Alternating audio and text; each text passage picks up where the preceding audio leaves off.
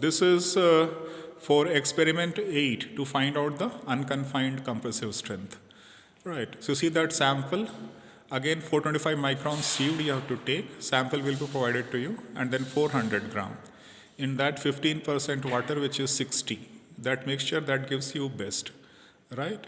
And that mixture you'll be filling in this mold, split mold it is, in interior you're supposed to grease it, and then just make sure you have to fill it in like this. You have a tamming rod also, and those screws to couple those, and using the tamming rod you will fill it in this.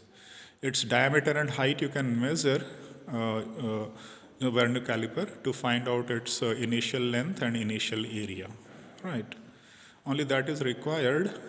And then when you are this, then your sample will be cylindrical within that, and then when you open, you're always supposed to, after removing the those nuts and bolts, then you have to keep it horizontal and slide it, right?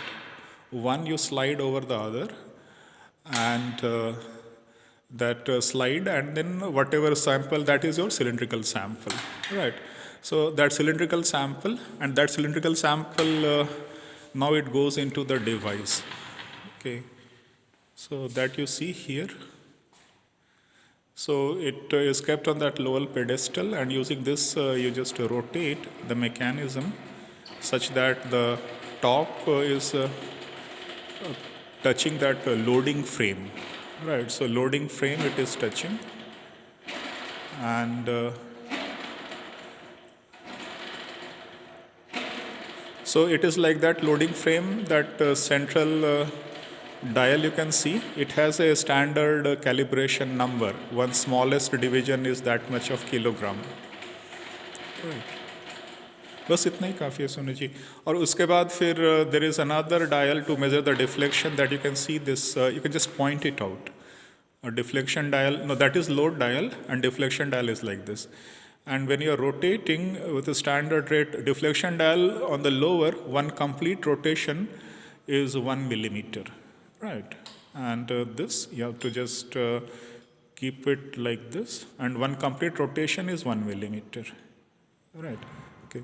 One complete rotation is 1 millimeter, and this load may, you just have to rotate to the standard rate. I'll let you know during the oral explanation, and then you just see that this is your load dial under this, and one smallest has some load calibration that will be there. So number of divisions there for each millimeter of rotation, and that into the calibration gives the load, and that load, and then this deflection, let us say 2 millimeter, and initial length, let us say 9 centimeter. So 2 over 90 is your strain, right?